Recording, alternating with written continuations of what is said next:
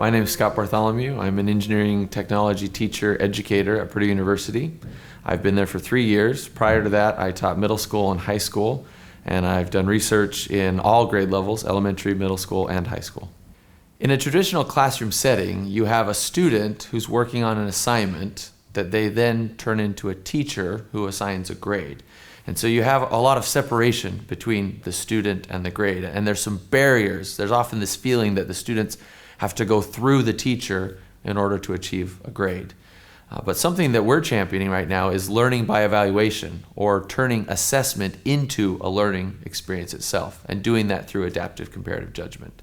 And in that setting, we then take the student and the teacher and the assignment and put them all on the same level, working together towards the end grade.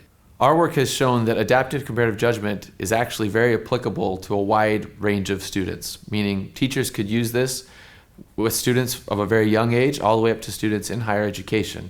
Because of the ease and the simplicity of the process, it's very applicable across a wide range of students. One of the values or opportunities that I see with using adaptive comparative judgment is that we can engage students in the assessment process where they can teach each other, and they can rely on the expertise of the teacher as they provide and receive feedback, they make comparative judgments, and they work through that process together.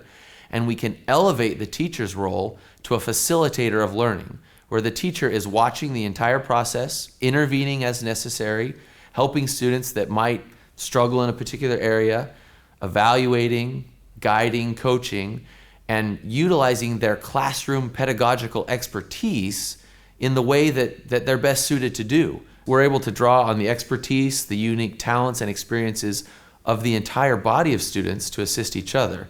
And we've done research and found that students that have this experience, it doesn't just benefit the best students or the worst students.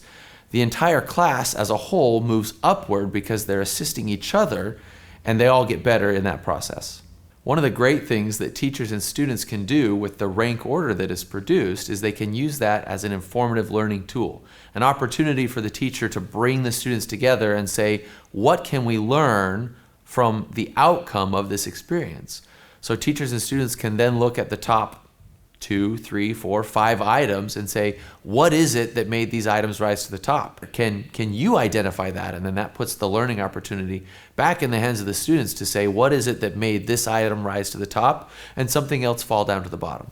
The teacher can be evaluating the comments and the judgments that the students are making. And if they discover that something is not right, that's an opportunity to say, okay, something is a little bit wrong here, let's steer this in the right direction, and an immediate corrective action, and then turn the students loose and they can continue forward. And so it becomes a formative learning tool for the teacher as well as for the students. We're not suggesting that you completely throw out all of your teaching approaches and everything you've done forever. Adaptive comparative judgment and this approach to learning is simply a supplement to what you're already doing. And so there's going to be times when direct instruction is appropriate. There's going to be times when some self-directed learning is appropriate. But there are also times and opportunities, especially in an open-ended type setting, where this approach to learning is going to be a much better and much more effective approach to helping the students learn.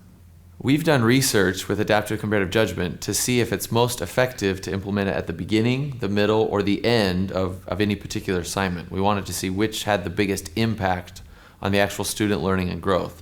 And we found no statistical difference. But what we did find is that students enjoyed the process, and when students engaged with adaptive comparative judgment, they outperformed their peers that did not engage with adaptive comparative judgment.